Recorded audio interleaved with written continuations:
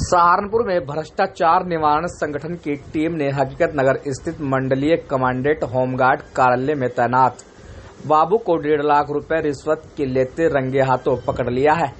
बाबू ने उक्त रकम मुजफ्फरनगर से बर्खास्त चल रहे एक होमगार्ड को बहाल कराने के नाम पर ली थी। बताया गया है कि मुजफ्फरनगर से एक होमगार्ड सेवा से बर्खास्त हो गया था। उसने अपनी बर्खास्तगी के खिलाफ मंडलीय कार्यालय में अपील कर रखी थी। उसे बहाल करने के नाम पर सहारनपुर स्थित कार्यालय में तैनात बाबू दिनेश चंद ने 1.5 लाख रुपए की सुविधा शुल्क मांगी थी। के पद पर वॉलंटियर के रूप में तैनात हूँ और ये जो हमारा वेतनिक स्टाफ है ये हमें कुछ नहीं मानता और बिना पैसे के कोई काम नहीं करते। हमारे अपने आप वर्दी नहीं पहनते और हमारी तेरी टोपी कहाँ तेरी हो क्या, उसमें अनुशासन के नाम पर लूट खसोट का धंधा बना हुआ है। विभाग में किसी अधिकारी से शिकायत कर लो, कोई न्याय देने को तैयार नहीं। जिससे शिकायत करेंगे वही एक्शन लेगा। मेरा जो है निष्कासन कर दिया था इन्होंने। मेरे से पैसे मांग रहे थे ड्यूटी के, मैंने पैसे नहीं दिए थे। मेरा 3 दिन का वेतन काट दिया था जनवरी 2020 में। मैंने जिसमें शिकायत करी थी लखनऊ तक, लेकिन मुझे न्याय नहीं मिला और उसमें जांच होती रही। जांच में मुझे दोषी ठहरा दिया। फिर मैंने माननीय आयोग में सूचना आयोग का सहारा लिया, RTI डाली, उसमें गलत सूचना दी इन्होंने। तो गलत सूचना देने पर माननीय आयोग ने तलब किया इन्हें और इन पे जो है शपथ पत्र की मांग की। इन्होंने उससे नाराज हो गए क्योंकि इन पे पूर्व में 25,000 का जुर्माना भी लग चुका था मुजफ्फरनगर कमांडेंट पर सतीश कुमार पर।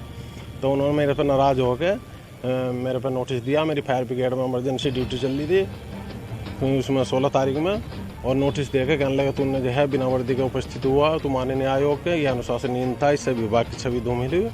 और मेरे जो है फिर मैंने जवाब दिया। जवाब देने पर वो संतुष्ट नहीं हुए। कहने लगे जैसे हम कहेंगे वैसे जवाब दे। मैं कहा आप बताओ। कहने लगे शपथ पत्र दे, शपथ पत्र पर लिख के दे कि मेरे से गलती होगी और बहला पिछला में मैंने शिकायत कर दी थी और मैं आगे से कोई RTI नहीं डालने लगा और जैसे आप कहोगे वैसा पालन करूँगा। मगर साहब ऐसे ही तो कर रहा, RTI तो ये संसद ने बनाई है, मैं भारत का नागरिक हूँ, हमारा मौलिक अधिकार है साहब। कहने लगे है मौलिक अधिकार कहाँ से होगा। मैं चलो साहब अधिकार तो है ही जैसे भी है भारत का नागरिक होने के नाते। कहने लगा तुझे विभाग में नहीं रहना, तेरी नौकरी काट रही। और मेरे पर आरोप प्रत्यारोप लगा के इन्होंने जो है मेरा ड्यूटी पे प्रतिबंध लगा दिया। मैंने फिर मंडल साहब अजय कुमार पांडे का भी मिला। इन्होंने कहा भाई कमांडेंट साहब बहुत सतर्क हैं और ये होमगार्ड से बहुत नाराज़ हैं क्योंकि होमगार्डों ने प्रयागराज में इनके साथ मारपीट की थी। मैं साहब इसमें मेरा क्या दोष है, मैं तो मुजफ्फरनगर का वासी हूँ।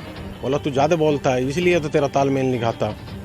तो कहने लगे ठीक है मैंने तेरा लेटर भेज दिया और तेरा काम हो जाएगा। लेकिन मेरा काम फिर भी नहीं हुआ और मुझे नोटिस पे नोटिस देगा, मेरा निष्कासन कर दिया और मुझे 1 हफ्ते का टाइम दिया। कहने लगे मंडलीय कमांडेंट साहब से मिल लो तो तुम्हारा काम हो जाएगा। फिर मैं यहाँ पे मिला साक्ष्य लेकर।